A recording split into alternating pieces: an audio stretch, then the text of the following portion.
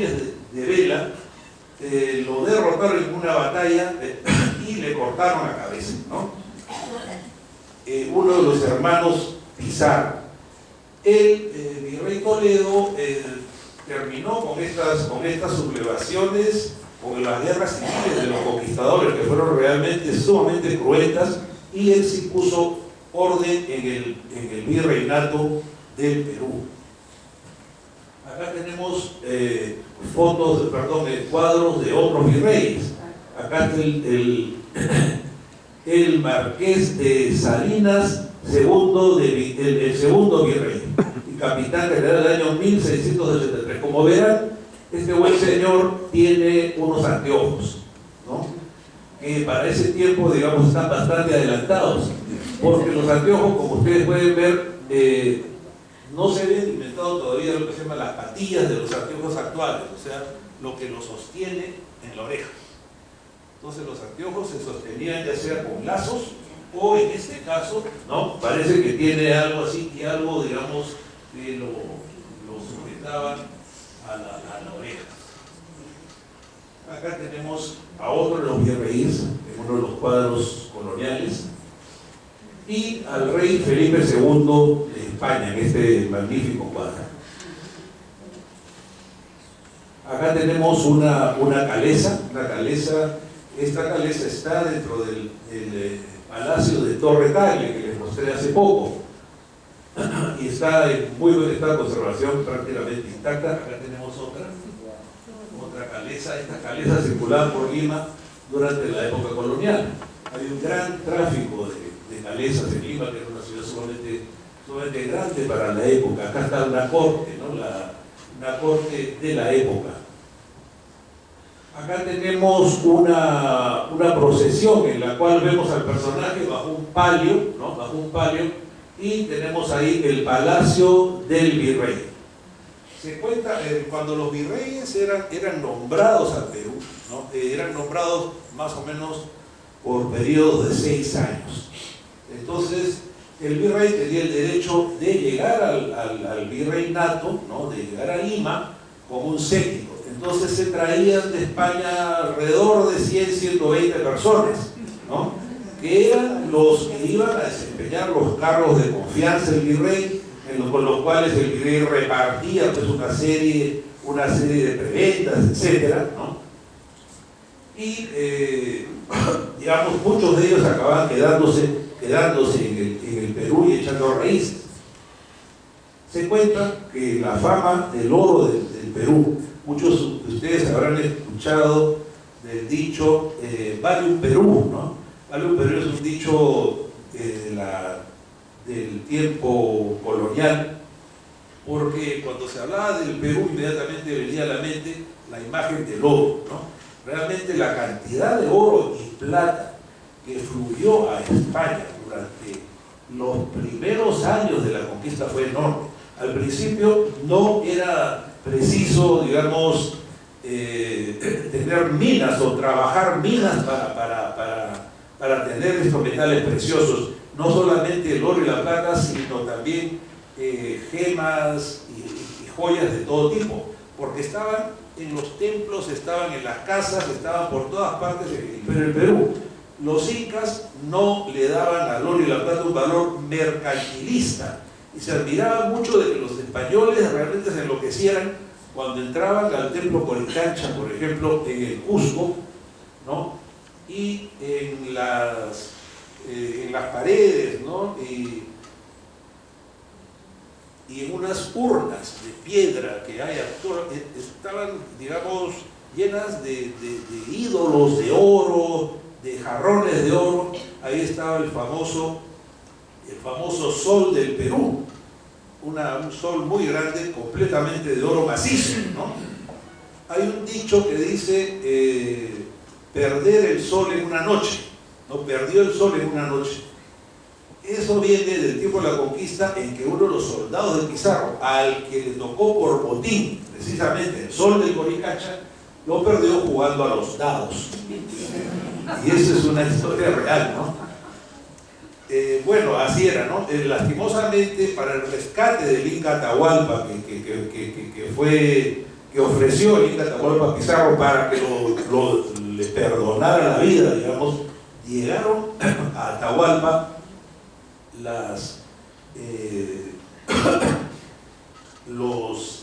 los arrieros, ¿no?, de todo el imperio incaico cargados de oro. Pero ¿qué era lo que traían? No traían lingotes, traían toda esta serie de representaciones, de vasijas, de estatuas, etcétera, que eran unas maravillas, ¿no?, que ahora realmente nos dejarían con la boca abierta, todas las cuales iban directamente al oro. Ahí se eran convertidas en lingotes y embarcadas a España, donde realmente les parecía mentira que pudiese haber tanto oro a flor de tierra.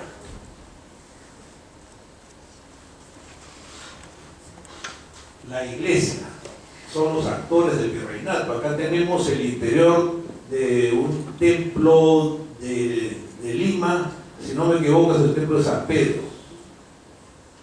Esta es la iglesia de la Merced en Lima actualmente, ¿no? Acá tenemos a los reyes católicos abajo, ¿sí? Otra toma de la iglesia de la Merced, que es en realidad una belleza. Esa es la iglesia de San Francisco. Les estoy mostrando unas tomas de las iglesias coloniales, ¿no?, de las iglesias coloniales del Perú, que se mantienen tal cual. Esta es la iglesia de San Pedro, que es una de las más bellas y tiene una gran extensión de claustros y de templos adentro con unas joyas realmente sujetas. Esa es otra toma del interior de la iglesia de San Pedro. Acá tenemos lo que se llama la Casa del Oidor en la plaza principal de Lima, en la plaza mayor y la catedral. Ahí tenemos el Palacio Arzobispal y la Catedral de Lima, una foto nocturna. Esta es la Catedral de Arequipa, que es una ciudad al sur del Perú. Y esta es una iglesia en el campo, no simple, pero muy linda, muy hermosa. La iglesia pues tuvo un papel preponderante durante la colonia, ¿no? Durante los primeros años sobre todo, ¿no?, había que, digamos, incorporar a los pobladores del imperio incaico al nuevo credo, a la nueva religión, y para eso se nombraba a unos sacerdotes con el nombre de los extirpadores de idolatrías, ¿no? Porque claro, el imperio incaico todavía estaba fresco y había muchos pobladores, mucha gente que todavía rendía tributo pues a sus huacos, ¿no?, a las momias de sus antepasados, y esto era anatema para los sacerdotes. Entonces se nombraba a esta gente que tenía por misión, ¿no?, destruir todo lo que significara el pasado incaico, ¿no? Tenemos también la Inquisición. La Inquisición funcionó muy activamente en el Perú, tal como funcionó en España, en Cartagena, tal como funcionó en México, etc., ¿no? Acá tenemos algunas tomas de la Inquisición al penitente, ¿no? El penitente que lo paseaban por la calle antes de, digamos, de darle el castigo, ¿no?, que podía incluir la muerte. Acá tenemos un interrogatorio que no era de lo más suave, como podemos ver, ¿no? Ahí cualquiera cantaba lo que fuera, ¿no? Y a una procesión de penitentes de la Inquisición. Acá tenemos a un hombre que está siendo quemado, ¿no? En fin, esa extrema religiosidad, profunda religiosidad, se vivía en el virreinato del Perú, ¿no? La iglesia en realidad tenía un gran dominio sobre la vida, una gran influencia sobre la vida diaria. Ahí no había posibilidad de decir, no, yo soy un agnóstico, no, yo soy un ateo, yo no creo, etc. No había posibilidad. Decías eso, te agarraba la Inquisición y acababas un poco adolorido. Hasta que te confesabas muy religioso, obviamente, ¿no?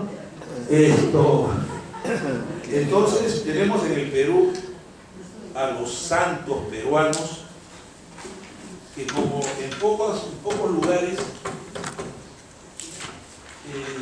en el Perú florecieron cinco santos. Tenemos 5 santos peruanos. Los más conocidos, por supuesto, son Santa Rosa de Lima y San Martín de Porres, ¿no?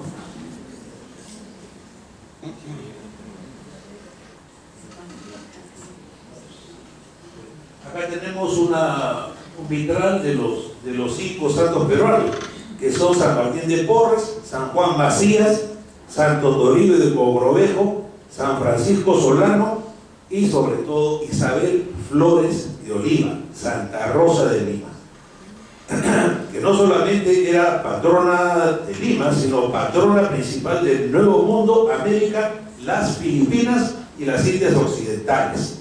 Tanto Santa Rosa como San Martín adquirieron pues una gran difusión, una gran fama en el Oriente que se mantiene hasta ahora, ¿no? Acá en Estados Unidos hay calle Santa Rosa, se conoce en toda América y en el Asia también.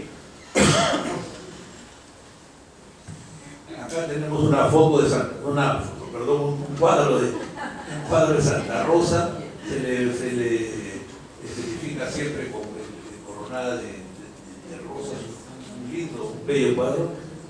Acá tenemos otro de Santa Rosa y de San Martín de Porres, que era dominico, con el hábito blanco de los dominicos, ¿no? Se cuenta de San Martín de Porres que en esa época se había vuelto muy milagrero, y esto lo cuenta Ricardo Palma, nuestro tradicionalista. Tan milagrero que la gente lo prefería, digamos, una especie de celebrity de esa época, ¿no? Entonces, el arzobispo lo llamó y le dijo: mira, ya te prohíbo que hagas tantos milagros, ¿no? Porque esto ya está saliéndose de las manos, ¿no? Está saliéndose de las manos. Entonces, San Martín, que era un fraile, obediente, ¿no? Pero dicen que San Martín estaba caminando por una de las calles de Lima y había unos obreros de una de las torres de una de las iglesias y el andamio se colapsó y cayeron, ¿no? Y San Martín, como no podía hacer un milagro, dijo: pare, ¿no? Deténgase, y los obreros se quedaron en el aire, suspendidos. Entonces fue donde el arzobispo le dijo: puede hacer usted una excepción porque hay estos obreros que van a morir. Eso es una anécdota real del virreinato. Una linda anécdota que la recoge Ricardo Palma. Por supuesto que los obreros salvaron su vida, bajaron despacito. Eso pasaba con San Martín de Porres. La minería, ¿no? La minería fue una de las actividades principales del virreinato. Las actividades económicas de la colonia fueron la minería, fueron la agricultura, los obrajes. Hay que notar que había, el sistema era monopólico, ¿no? El sistema económico se basaba en el monopolio, es decir, impuesto por España, las colonias solamente podían comerciar con España, no podían comerciar con Inglaterra, etcétera, ni con Francia. Entonces el sistema era monopólico. Acá tenemos el Cerro Rico de Potosí, ¿ven? El Cerro Rico de Potosí, actualmente en Bolivia, es una de las minas más extraordinarias que han habido en el mundo, ¿no? Porque estaba prácticamente hecho todo de oro. Cuando se descubrió por una casualidad, parece que un indio estaba con su mula, hizo una fogata y vio que mientras las brasas se apagaban y estaban los carbones, chorreaba plata, ¿no? Bueno, el tema es que el Cerro Rico de Potosí fue uno de los abastecedores de plata más grandes del virreinato. Yo he estado allá, me ha tocado servir en Bolivia y hice una visita al Cerro Rico de Potosí. Actualmente ha sido tan explotado, ¿no?, que realmente es como un caparazón, ¿no? Ya no tiene nada dentro. Entonces hay el gran peligro de que se derrumbe y desaparezca. Bueno, esto no solamente el Cerro de Potosí era donde se extraía la plata, sino de Cerro de Pasco, Huancavelica, Castrovirreyna, eran las minas del Perú, del virreinato del Perú, ¿no? También la industria manufacturera de esa época, que no era tan desarrollada porque todo estaba concentrado en el oro, la plata y las joyas, ¿no? Pero se producía azúcar, se producía aguardiente, vino, había una industria textil, ¿no? Y la actividad más importante pues era en los obrajes. Tenemos también, a ver, vamos a ver, esta es una mina trabajada por dentro en un grabado europeo. Acá tenemos a Túpac Amaru. Bien, ustedes habrán escuchado hablar de Túpac Amaru. Túpac Amaru era un cacique cusqueño, ¿no? Que ante realmente los grandes abusos que se cometían con los indios, como ustedes habrán podido ver en las minas y en la agricultura, se sublevó y alcanzó a poner en riesgo el poder central de Lima, ¿no? En el Cusco se reunieron muchísimas personas, ¿no? Y fomentó y llevó a cabo pues una revolución y una guerra contra las autoridades españolas. Al final fue derrotado y ejecutado en una plaza en el Cusco. En el tema de la agricultura, el gobierno español instituyó las encomiendas, ¿no? Que eran como grandes haciendas otorgadas a las personas resaltantes al principio, a los conquistadores y a sus descendientes. Se llamaban los encomenderos. El sistema para trabajarlo era mediante el yanaconaje, ¿no? Los yanaconas eran los trabajadores de las tierras, de las haciendas y las estancias. Eran los indios que no se les llamaba esclavos, pero que prácticamente se les trataba como tales, ¿no? Era realmente un sistema sumamente injusto, contra el cual se rebeló Túpac Amaru, que es considerado pues ahora un personaje heroico. Acá tenemos la agricultura, estas son algunas escenas de Huamán Poma, ¿no? Ahí tenemos al encomendero o corregidor, o según se le llamó después corregidor, ¿no? Así sembraban la papa, por ejemplo, los cultivos tradicionales del Perú, la papa, el maíz, la quinoa, tan famosa ahora, se ha vuelto famosísima la quinoa. En mi juventud, un costal grande de quinoa podía valer, no sé, el equivalente ahora a $10. Ahora voy al supermercado en Houston y encuentro una bolsita de quinoa a $7 y me parece una cosa impresionante, real. Así son las bodas, ¿no? Pero un gran alimento la quinoa y un gran aporte del Perú y de Bolivia, porque es un grano que crece ahí, ¿no? La papa, por supuesto, uno de los grandes aportes del Perú al mundo, la papa. Antes la papa realmente contribuyó no solamente a variar el menú europeo, sino a combatir las grandes hambrunas, ¿no? Las grandes hambrunas. Imaginan una vida sin papa, ¿no? Es decir, una gastronomía sin papa, ¿no? Era todo verduras, ¿no? Si uno iba a un McDonald's en ese entonces no había papas, es una broma. Pero en realidad las papas se han extendido tanto que en la India, ¿no? Yo he hablado con el cónsul allá y me dicen, no, si yo les digo que la papa es originaria del Perú, me van a matar porque ellos creen que la papa es india. Está pues extendida por todo el mundo. Bueno, quería llegar al tema de los piratas, ¿no? Que es bien importante en el virreinato. Toda esta fama del Perú, bien sustentada por supuesto, de ser un gran botín, un gran centro de producción minera, ¿no? Y digamos del trabajo de la plata, la Casa de la Moneda, Potosí, etcétera. Claro, obviamente despertó la codicia pues de los vecinos de España, ¿no? No podía ser que llegasen regularmente a los puertos españoles galeones cargados de cantidades de oro y de plata, y para ellos nada. Entonces surgieron pues, los piratas que, ya sea por su cuenta o patrocinados por otros gobiernos, por otros países, se dedicaron a apropiarse ilícitamente de los cargamentos peruanos, ¿no? Y por supuesto de otros lugares, como México, por supuesto. Acá tenemos un combate pirata, ¿no? Barba Negra, el conocido pirata Barba Negra. Acá tenemos a Sir Francis Drake, ¿sí?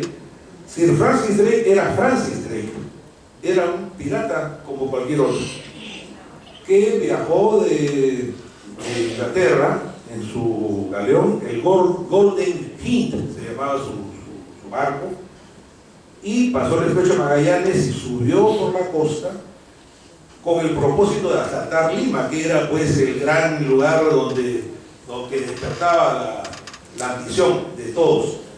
Cuando llegó a Lima, se preparaba para atacar la ciudad que ya había sido atacada por otros piratas, y le dieron el soplo, digamos, ¿no? Que 3 días antes había zarpado del puerto del Callao el galeón llamado La Concepción, ¿sí?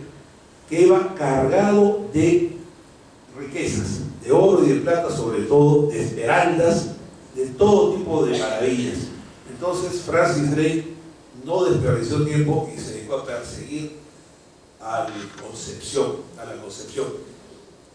la altura de lo que es hoy día el departamento o la región de Piura. Lo encontró, lo atacó y lo derrotó, ¿no? Perdonó a la tripulación, pero se llevó todo el cargamento en su barco, ¿no? Y devolvió a la gente por tierra. En esos tiempos era una cosa terrible llegar hasta Lima por tierra. El hecho es que no pudiendo retornar cuando había venido después de haber hecho esta tropelía, ¿no? Tuvo que enfilar hacia el oeste y se regresó por el Asia, siendo el primer navegante en dar la vuelta al mundo. Entonces se le conoce por ser el primer navegante que dio la vuelta al mundo. La gente dice, bueno, qué gran mérito, ¿no? Este hombre pues tenía una gran curiosidad geográfica, etc. No, era un pirata que estaba escapando por haberse robado todo un barco, todo un cargamento de oro y plata. Llegó a Londres y la reina Isabel fue invitada a visitar el Golden Hind y por poco se desmaya al ver todas esas riquezas, ¿no? A ella le tocaba pues una gran parte, la parte mayor, y una buena porción también para Francis Drake, el cual al día siguiente fue hecho Sir Francis Drake, ¿no? Noble inglés.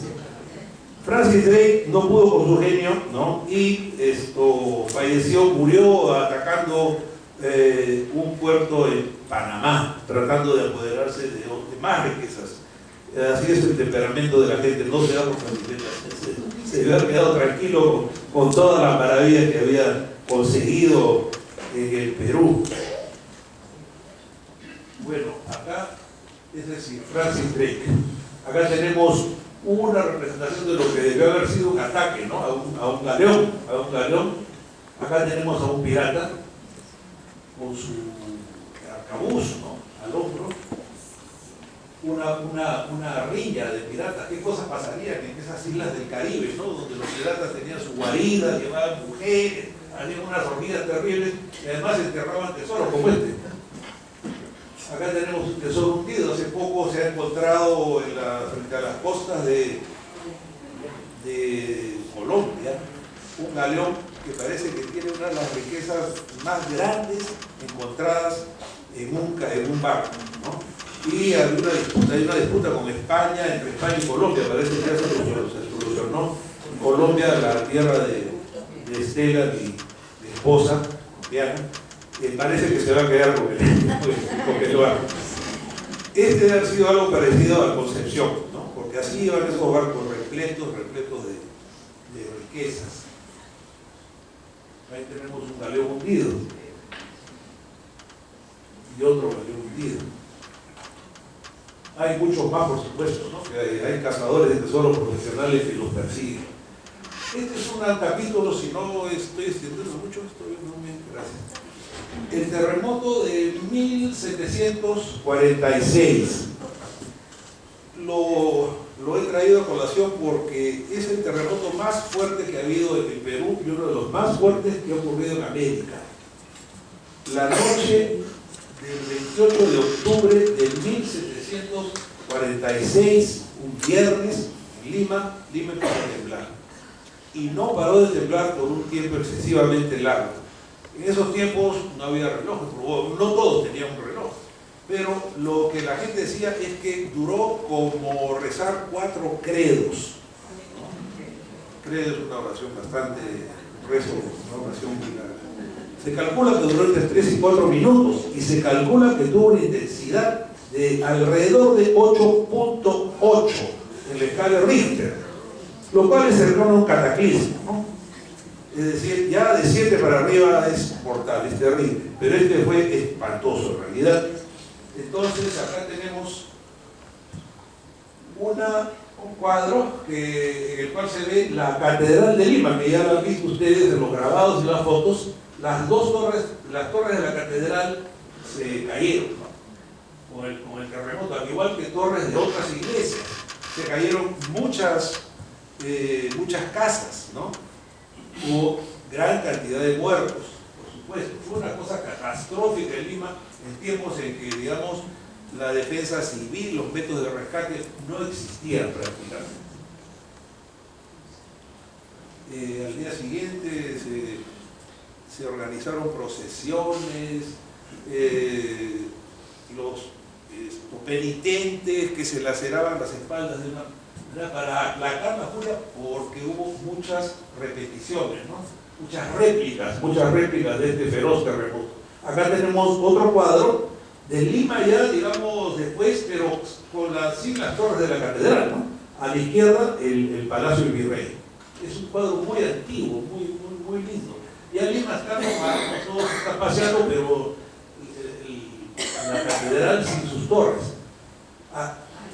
En el Callao, el puerto del Callao, más o menos a la media hora de ocurrido el terremoto, ocurrió lo que suele ocurrir en estos casos, un terrible tsunami. ¿Bien? 2 olas gigantescas, ¿no?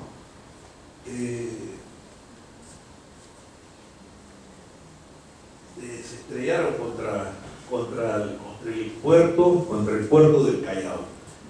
Fue realmente una cosa tan fuerte, las olas fueron tan grandes y la furia del mar tan terrible que desapareció por completo el Callao.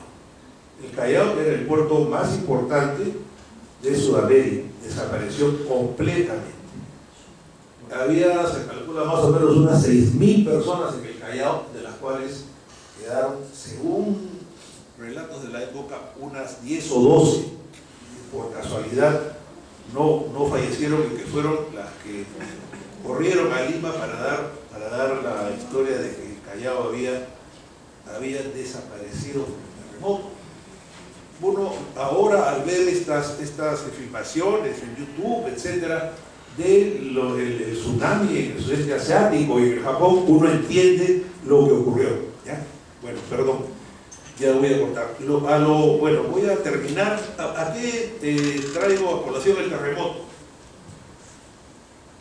Al hecho de que este fue el virrey Manso de Velasco, conde de Superunda, que fue al que le tocó el terremoto y que hizo una buena labor de reconstrucción. ¿Cómo explicar una cosa así? Y ya acabo en 2 minutos. ¿Cómo explicar una cosa así en esa época, ¿no? Claro, la gente decía la injusticia contra los pobres, la codicia, el torpe pecado de la lujuria, ¿no? Pero la conclusión fue la siguiente, que las damas limeñas, ¿no?, se habían vuelto sumamente vanidosas y que de